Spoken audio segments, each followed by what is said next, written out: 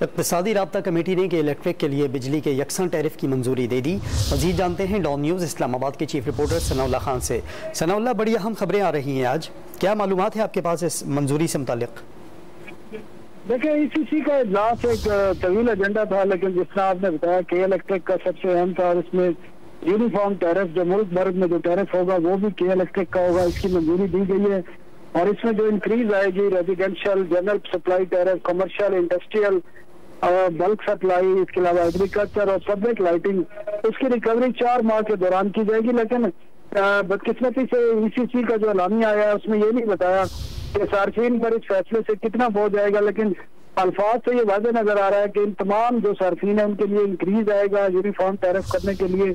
اور اس کے جو کنزمپشن کا طریقہ کار بتایا ہے، اکتوبر 2022 سے جنوری 2023 تک اس کو ریکور کیا جائے گا کنزیومر سے، اور یہ دسمبر 22 سے لے کر مارچ 23 تک یہ ریکوری کی جائے گی۔ اور ECC نے اس پر تفصیلی بات چیت کی اور اس کا اضافے کی منظوری دی ہے۔ اور اب اس سے ہوگا یہ کہ اگر کے الیکٹرک کے جو صارفین کا ٹیرف باقی ملکوں کی باقی جو کمپنیاں ہیں، 8 کمپنیاں ڈسٹریبیوٹر کمپنیاں، ان سے برابر کر دیا جائے گا۔ جو بھی ڈفرنس ہوگا اس میں انکریز آئے گا، یقیناً یہ بات اس میں لکھی گئی ہے کہ اضافہ آئے گا، وہ اضافہ جو ہے 4 مہینے میں ریکور کیا جائے گا، اور باقی جو اضافہ ہے وہ پھر آنے والے جو 4 مہینے کے بعد ہوگے اس میں وہ ٹیرف کا حصہ ہوگا۔ ثناء اللہ، بہت شکریہ آپ کا۔